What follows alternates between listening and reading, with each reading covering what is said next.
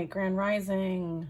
We're going to be connecting with the intention to provide clarity and insight for the highest and greatest good. We are surrounded in divine love, and so it is. This is a collective reading, so please use your discernment. If you'd like to book a personal, you can do that on the website betweenbothworlds.com. I have a sale going on, $20 pre-recorded video readings based on one topic. Go check that out on the website. Let's see what we have for advice today using the Oracle of the Universe deck.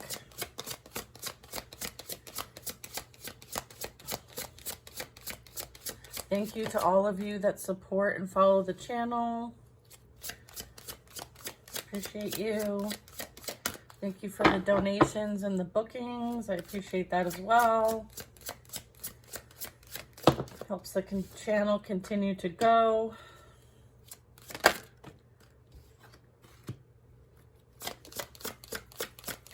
All right, so first card out is vows. Second card out is consequences. And the third card out is a claim. Fourth card out is consistency.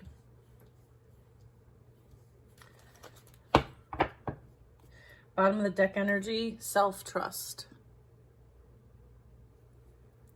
Beautiful. All right, let's get some information regarding these cards. All right, so the first one we're going to talk about is the vows. So this is about keeping your word and how important it is. Someone may be trying to damage your reputation by breaking their word. Check all legal contracts thoroughly before signing. If you make promises to yourself, make sure you see them through. You're worth keeping your good word to yourself and honor yourself. Okay. I feel like either someone broke a vow with you or you being reminded to keep your vows. Okay. I'm getting like it's more about like you keeping your own vows and promises that you've made to yourself and maybe to other people, maybe to the reason why you're here and what you're meant to do here. Let's see what else we have here. We have number 16, which is like consequences. So let's see what that's all about. Consequences. Yeah, understanding how everything is very much connected. All right. Think things through. Do not rush your decisions. Be patient, be observant. Sometimes we only see a part of the full picture. Today has consequences, so choose carefully. Okay. The next one is in Sagittarius. And so this is talking about a claim. Okay, so what they're saying here is, while it is important to be recognized and appreciated for one's work, huge acclaim is often unnecessary. Know your power, build your self-esteem from the inside out. If you require lots of experience, then go seek it. Go the extra mile for knowledge, explore things on a deeper level. So some of you might be asked to, one, be a little bit humbled when it comes to you needing the recognition and acclaim, but it's also saying like certain things require more knowledge, more effort, more wisdom, and know that like whatever you have within you is more important than what's outside of you, is what I'm getting with that. Sagittarius energy. Then we have, that's a number 9, by the way. And then the next one is consistency, which is number 41. So that's going to break down to a 5. All right. And this is considered like a, it's serious energy. So I've gotten a lot of serious energy in the past couple of days. So I don't know if that's resonating for some of you. But this one is specifically about consistency and being reliable and consistent in an important aspect of being trusted by others. So you might be in a position where people look up to you, or you hold some sort of authority or position of authority. So staying on your path and keeping like really positive habits is important. Understanding that loyalty is valued, your path will be illuminated. you are standing at a crossroads, but you already know the correct path to take. So some of you are like following your north node, okay? You're following the light, you're in the light, you're being consistent with your energy, your goals, and the things that you allow in your mind, body, and soul, okay? Again, another emphasis is to really trust yourself, okay? Knowing what's for you, what isn't for you. If you pick up energy that feels like it doesn't have good intentions, this is you being able to trust that. And you're in the process of like developing your power from the inside out. One of the most transformational aspects of self is strong self-trust. If you trust your judgment and self, you can operate from a position of strength and stability. And this is you trusting your gut, okay? Trusting your intuition, trusting all the senses that you have been working with this entire time. Everything that you've experienced so far on your path has allowed you to develop this self-trust. And it's unwavering. It's not something people can or manipulate you from. I feel like that is part of what you're being built up to do, is to really have this strong sense of self. Okay, so what else do we have to add to this message at this time? Okay. All right, the next deck I'm going to be using is the, it's like an astro alignment deck. Okay, so I'm just going to get a couple cards from this.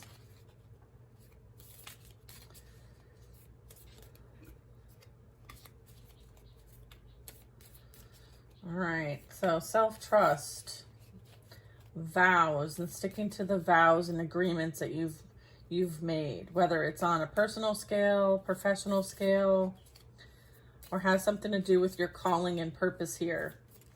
Understanding that like we do have decisions that we are accountable for. And there is this like humbling acclaim, right? Not needing that outward validation. It's more important to go within, okay? And having consistency in all things. All right, so the first card out is sextile, harmony, ease, and compatibility. So next card out.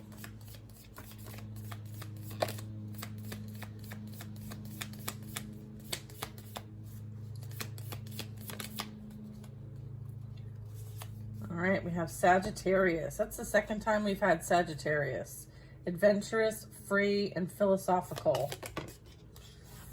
So the Sag is out there. We have Lilith, power, activism, and vengeance. This is like dark feminine energy right here. It's like tapping into that dark feminine energy when you need to. It's like I'm seeing like the strength card, and it's like reminding me that like you have gone through the process of taming your inner beast, okay? It doesn't mean like there isn't darkness. It just means that you can call on it whenever you need to call on it, okay? I like that. I like that for you. Very empowering. First quarter moon, so momentum, initiative, and magnetism. All right, let's get one more card. Solstice. Winter solstice, summer solstice. I believe the winter is coming. So focus, transition, and amplification. So it's coming if you're in the northern hemisphere, and then if you're in the southern hemisphere, then it would be the summer solstice. But nonetheless, remembering to focus and transition, and things will be amplified, okay? So again, it's really important that you have this strong ability to trust yourself in changing times, okay? And I feel like there is love coming in for some of you as well, with Venus at the bottom of the deck. All right, so let me kind of get some more info regarding these cards to help with the reading.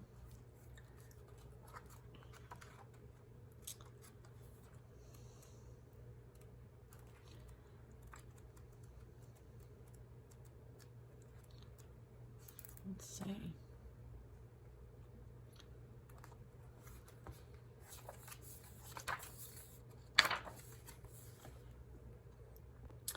All right, so sextile, harmony, ease, and compatibility. So Harmonious and easygoing, the sextile aspect is positive and beneficial, providing an easy flow between celestial bodies. The astrological points will be 2 zodiac signs away from each other, about 60 degrees apart, which means they fall within a compatible element of air and fire and encourage one another to oxygen to a flame, and water and earth to nurture each other like rain to planets. These pairings flow with ease, providing one another with opportunities to flourish, utilizing a sextile aspect with its beneficial energy to take action. Because sextile aspects come so easily, there may not be an immediate push to capitalize on these natural strengths. So it's like using your innate gifts to your advantage. So this is you using, again, and it's kind of clarifying the vows here. So this is you using what's available to you for your highest and greatest good. All right, that's awesome. All right, we're going to go to Sagittarius. Sagittarius. I married a Sagittarius. It was a lot of fun. Let's see here.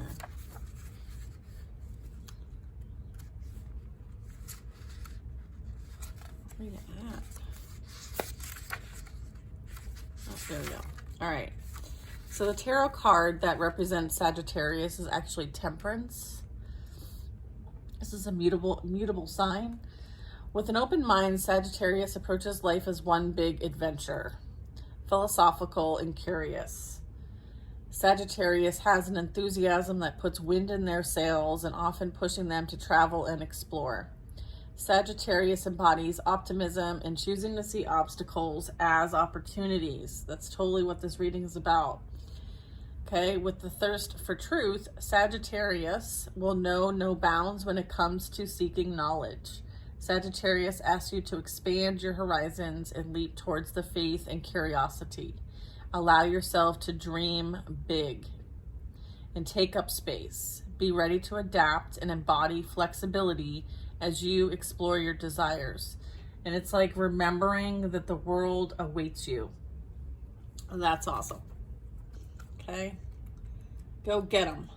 That's what I'm hearing. Go get them. Go and get them. Show them. Show them. All right, next one is Lilith.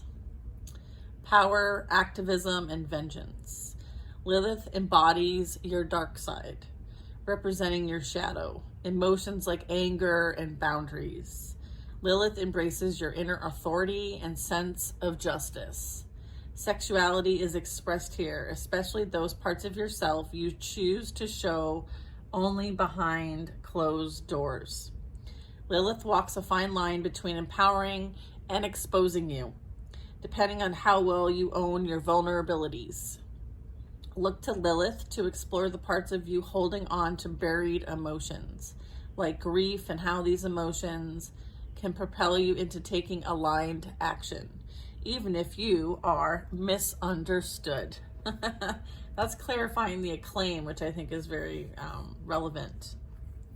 All right, so then we're going to get into like a moon phase, and this moon phase is the first quarter moon. So let's learn about that. First quarter. Here we go. Having momentum, initiative, and magnetism. The first quarter moon is a phase of momentum, action, and making decisions. This is all due to the groundwork you've laid in the previous lunation, the waxing crescent moon phase.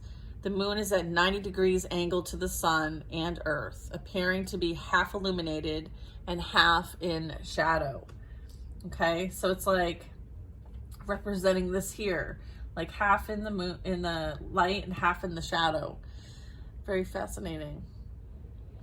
So what I'm getting is that widen your perspective and be ready to act. As momentum picks up, notice any resistance that you face. These are not signs that the idea is not going to work. Instead, take them as challenges for you to rise to the occasion. Utilize your willpower and determination to power through this yang phase of the lunar cycle. Your efforts will be rewarded in time. That's also like this acclaim energy. Like maybe you think that there's some sort of like acclaim, recognition, some sort of honor, some sort of like something that you deserve. I feel like they want you to push through because those efforts will be rewarded in time. So it's kind of like not letting like your human self like use your own mindset out of what's already yours. Okay. I feel like, you know, rushing, not trusting the process can really delay things for you if you're not like conscious of that. All right, so the next one is the first, so that's the first quarter moon. The next one is solstice. Let's read about this solstice here. So focus, transition, and amplification. The solstice happens twice a year when the sun reaches its higher or lowest point relative to the celestial equator. In Latin, solstice translates to sun stands still, with the sun appearing to halt in the sky as it makes its descent in the shortest day of the year, which is winter solstice, or ascent in the longest day of the year, which is the summer solstice. In the heavenly skies, both solstices are significant because they represent the Earth's relationship to the sun and the sun's ability to shape seasons and give life to the planet. Look at how the sun affects you. Really feel its ability to give you energy and help you nurture your life force. I feel like it's just like an exclamation of like how everything happens in cycles, right? Even creation. So it's kind of like a reminder to like trust the process, okay? Everything is working out in your favor, okay? And for you to be mindful, okay? Because there's good times to act and there's good times to wait. So it's kind of like that waxing and waning, that energy that I'm picking up. All right, so I'm gonna put these over here. I'll put them up here. Okay. All right, very nice. Love those messages. All right. Let me pull from the Divine Feminine deck real quick.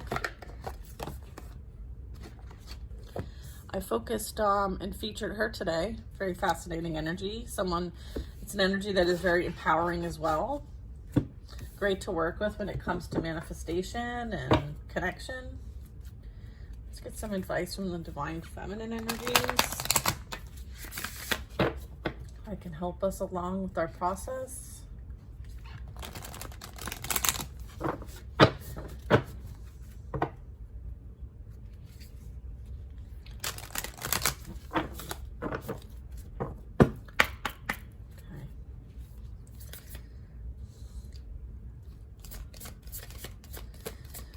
Okay, Divine Feminine. Oh, we have two. That's cool. All right, here we go. All right, there's one more. Hang on a second. All right, High Priestess energy. Wow. And then we have Sekhmet. Hello. I love that for us. All right. Let's get some information about Lakshmi. Beautiful, right? Absolutely gorgeous. The goddess of abundance. I choose to feel abundant. Wealth is an inside job. All right, I love that. The next one is Diana, Queen of the Wilderness. Okay. The language of the natural world is a frequency of love. I love that. This is my mother tongue. That's awesome. Oh, there's Diana. There, we're going to read about Diana. All right. So Diana represents the call to embody a more primal connection to the wildness that exists within you. The goddess Diana was worshipped in the ancient Roman religion that originated in Italy. She is the daughter of Jupiter and Latona, born in the island of Delos with her twin brother Apollo, god of the sun. The Temple of Diana in Rome dates back to the 6th century BCE. She was the protectress and patroness of the lower class and slaves who could seek sanctuary in her temples. The Temple of Diana, also attributed to the Greek goddess Artemis, was considered one of the 7 wonders of the ancient world, and it took 220 years to build. And the magnificent statue of Diana covered in breast symbolizes her worship as a fertility goddess for women. Love that, thank you. Paul, in the Acts of the Apostles in the New Testament, mentions Diana's temple since her following was extensive and she was seen as a threat to Christianity. The most famous place to worship Diana was in the sacred grove of oak trees on the shores of Lake Nemi near Rome. Out in nature, connected to the earth and to the wild animals that roam freely across it. Here she is, the huntress with her golden bow and arrows. She is the independent, free-spirited goddess with communes with the moon, the natural world, and all those who cannot speak for themselves. She will stand up and present herself for you. Very important. All right, thank you, Diana. I'm going to find Lakshmi, if I could. 1 second.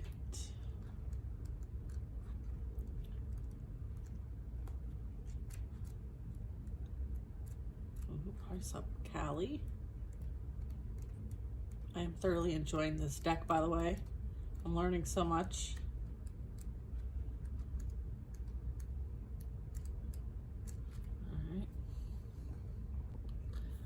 All right, so Lakshmi, the goddess of abundance. I choose to feel abundant because wealth is an inside job. Lakshmi personifies the splendor and affluence that arrives when we align our every action with what the soul actually desires. Reverence for the Hindu goddess Lakshmi dates back to the first millennium BCE. She is known as the goddess of wealth, fortune, and prosperity, and her name is derived from the Sanskrit root lax and laxa, meaning to know, understand, or to have a goal. She is the wife of the Hindu god Vishnu and has many festivals that are celebrated in her honor.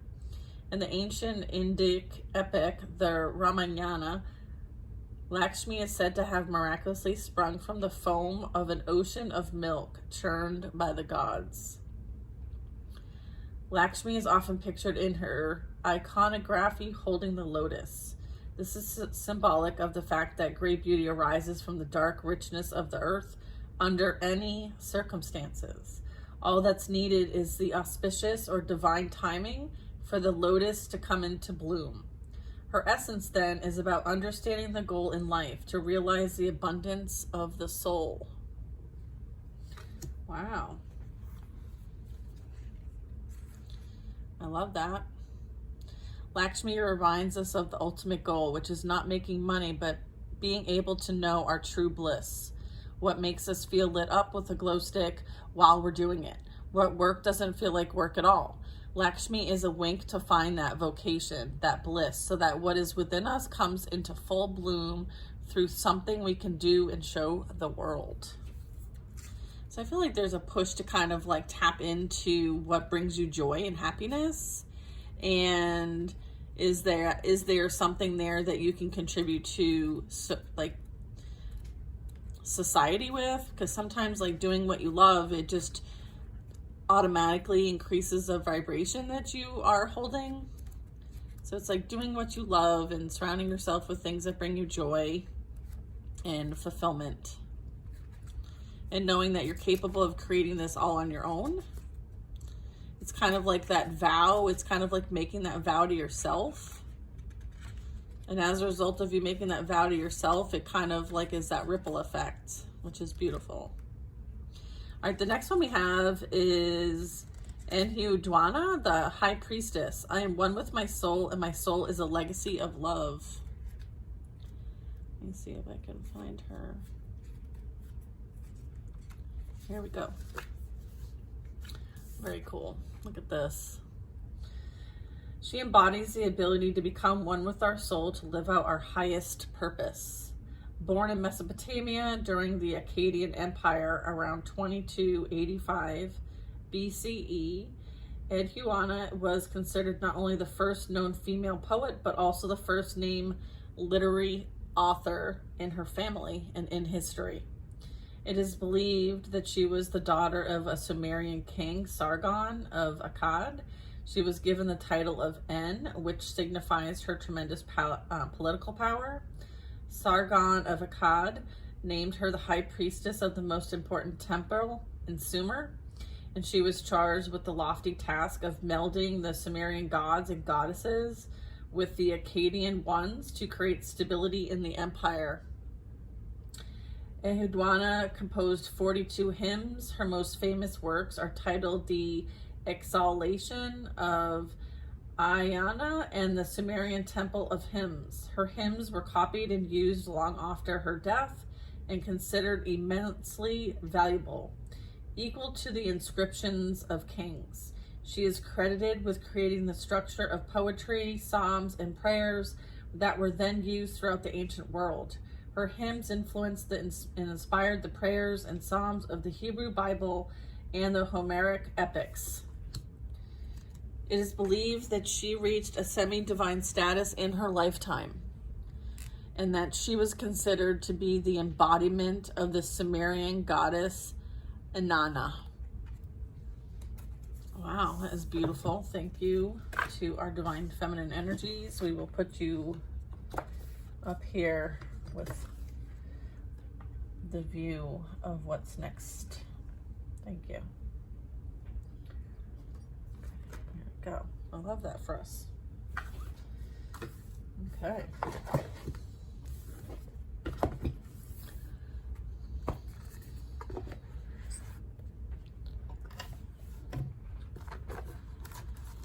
Okay, y'all.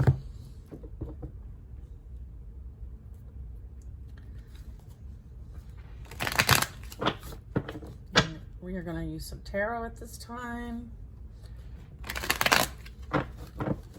We are represented here by Lakshmi, Diana, Ethidwana, High Priestess energy, Goddess of Abundance, Queen of the Wilderness. This is some high potent energy.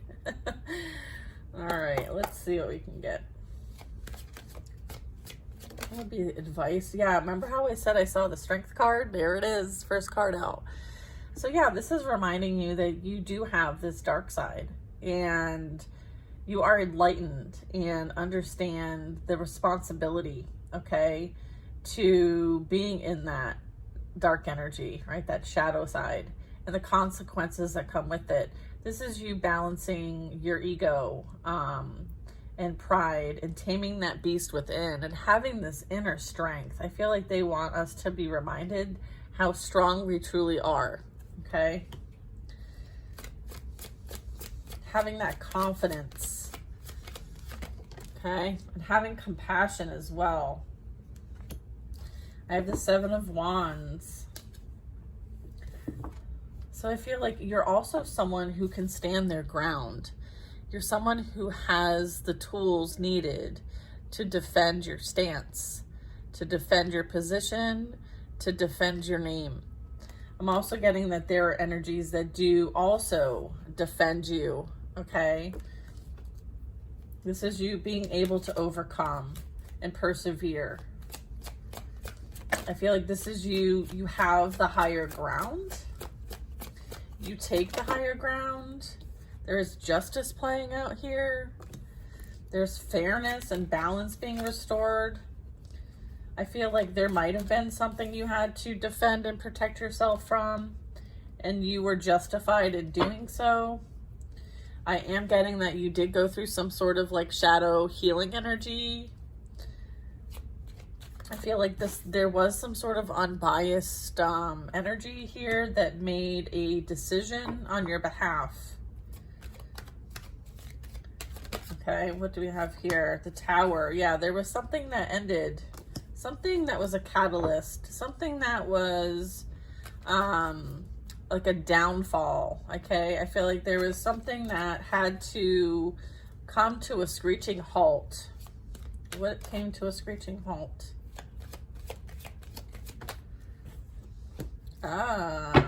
There was an energy of competition or drama, or there was some sort of coordinated effort to come after you for whatever reason.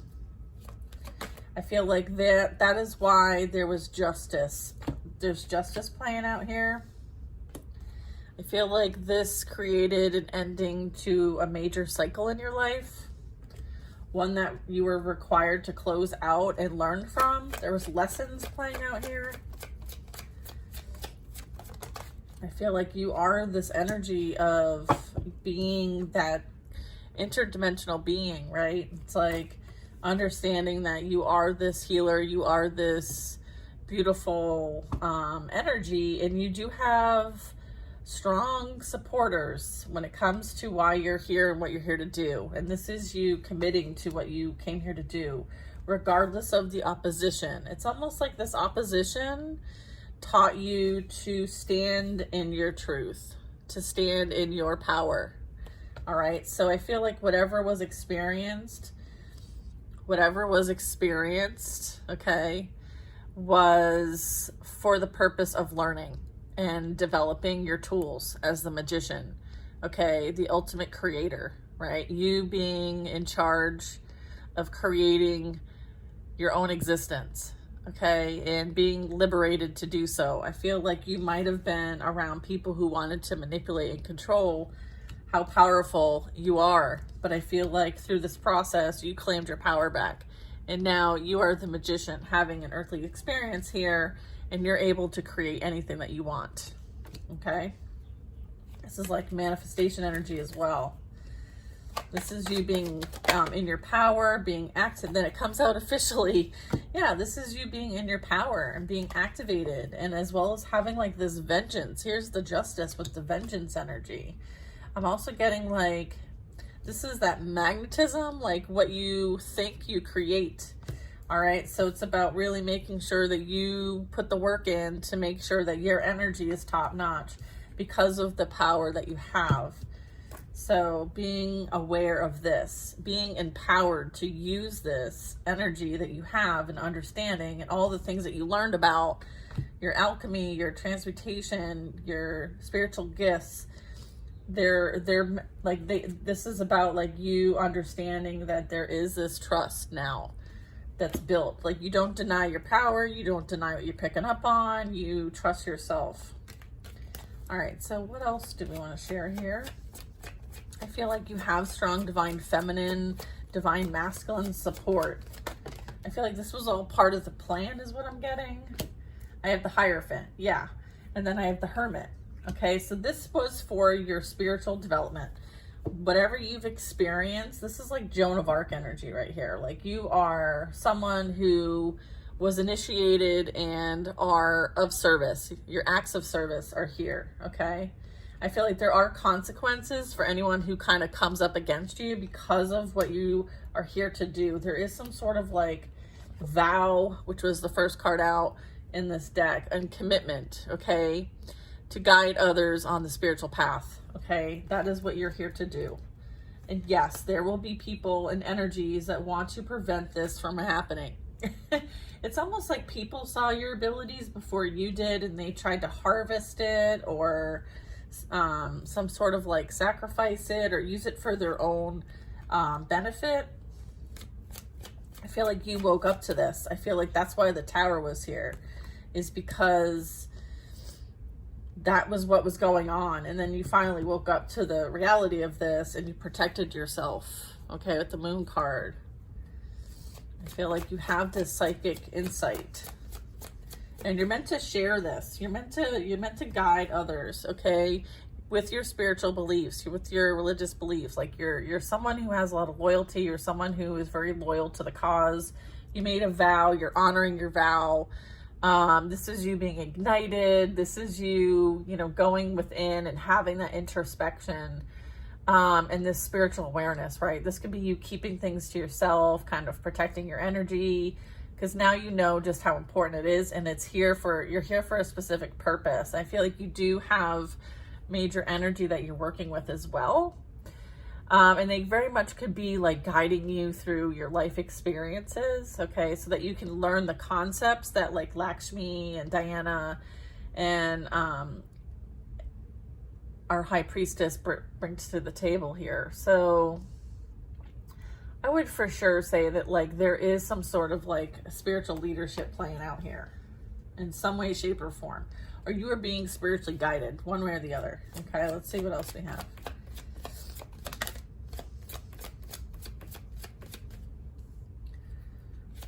It's almost like through pain and suffering, we learn our greatest lessons. Yeah, and then I just got the Three of Swords.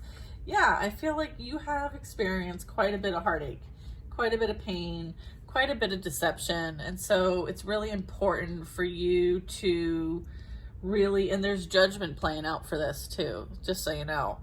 I feel like you have used this experience, okay, the Three of Swords, and transformed, okay? So you use this to empower yourself. This was a catalyst for your growth and development. I feel like this was as a result of like healing an abandonment wound even. I feel like this has all served its purpose. I feel like I'm seeing like a green button, and the button has the wording complete, and then there's like a check mark. Okay, so if you're familiar with doing like online courses and stuff, I'm getting like, you can mark this complete. I'm hearing. You can mark this lesson complete. Yeah, look it. Ace of Cups is on its way to you. All right. This is what is coming in as a result of you completing this lesson. All right. You have mastered the art of alchemy. Okay. That is what's happened here. This was the lesson that was learned. Okay, you have learned the lesson of alchemy. You transmuted pain into love, all right? And so you very much could be an energy here as the star that is meant to transmute, okay, difficult energy, right, into love, okay? And this is something that you can celebrate. It's like, this is on its way. Like your ships are coming in, plans are in store, like things are on the move.